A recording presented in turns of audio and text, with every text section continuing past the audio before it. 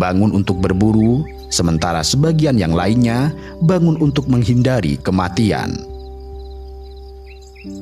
Zebra dan nyumbu sering menjadi makhluk pertama yang bergerak.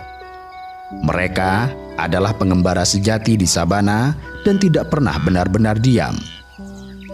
Saat sinar matahari menyentuh tubuh mereka, kawanan ini perlahan-lahan membentuk formasi, bergerak dalam arah yang sama seperti satu tubuh besar yang hidup. Zebra dengan garis-garis tubuh hitam putihnya yang menyilaukan selalu berjaga dan waspada. Mereka memiliki penglihatan tajam serta kemampuan berkomunikasi melalui gerakan tubuh. Ketika satu zebra mengangkat kepala dengan cepat, kawanan lain langsung menirunya sebagai tanda akan bahaya. Sementara nyumbu adalah sebaliknya.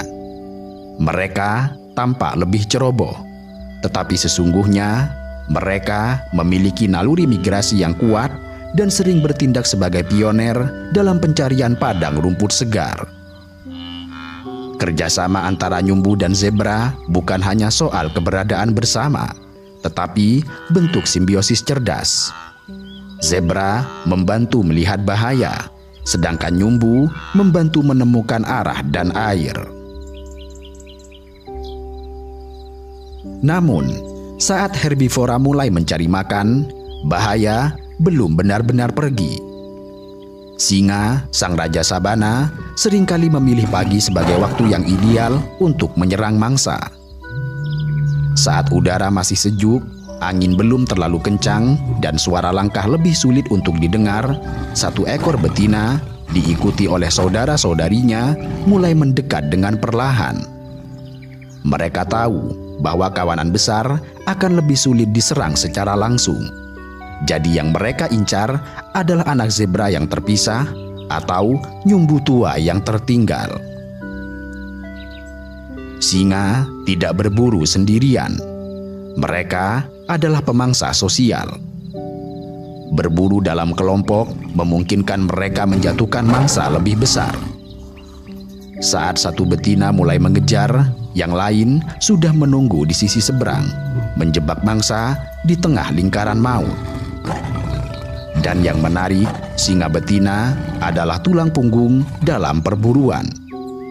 Mereka berburu secara kolektif, memanfaatkan strategi jebakan dan kecepatan untuk menjatuhkan mangsa-mangsanya, dari zebra hingga kerbau besar. Sementara itu, singa jantan lebih jarang berburu, tetapi memiliki peran kritis dalam menjaga wilayah serta melindungi anak-anaknya dari pejantan asing yang ingin merebut kendali. Jika berhasil merebut kawanan, pejantan baru biasanya akan membunuh semua anak yang ada untuk menghentikan laktasi betina dan mendorong mereka untuk kawin lagi. Adapun macan tutul atau leopard, mereka adalah pemburu soliter dan penyendiri. Dengan berburu sendirian, macan tutul tidak perlu berbagi hasil buruannya dengan anggota kelompok lain. Seluruh mangsa adalah miliknya, sehingga ia mendapat pasokan energi yang maksimal dari setiap perburuan yang sukses. Mereka jarang terlihat di padang terbuka, lebih sering bersembunyi di semak atau pepohonan rendah. Tetapi di pagi hari, setelah malam berburu, mereka biasanya sudah menyeret mangsanya ke atas pohon untuk disimpan. Di atas pohon, macan tutul bisa makan dengan tenang tanpa harus waspada terhadap ancaman dari predator lain. Ini memungkinkan mereka untuk menghabiskan waktu berhari-hari untuk memakan mangsa besar tanpa gangguan.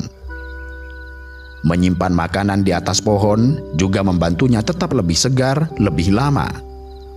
Makanan tersebut dapat terhindar dari panas tanah langsung dan jauh dari jangkauan banyak serangga dan hewan pemakan bangkai yang lebih kecil. Sehingga satu mangsa besar bisa menjadi sumber makanan bagi macan tutul selama beberapa hari.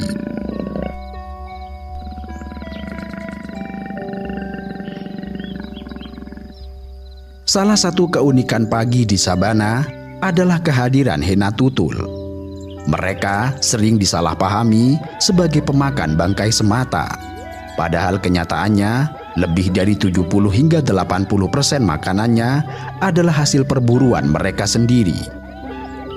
Di pagi hari, mereka berkeliaran dalam kawanan, memanfaatkan sisa-sisa malam atau bahkan mencoba berburu sendiri. Begitu juga dengan anjing liar Afrika, pemangsa yang sangat efisien dan memiliki tingkat keberhasilan berburu paling tinggi dibandingkan singa atau macan tutul. Mereka berburu dalam formasi, sangat cepat dan mengandalkan kerja tim yang luar biasa. Saat hari mulai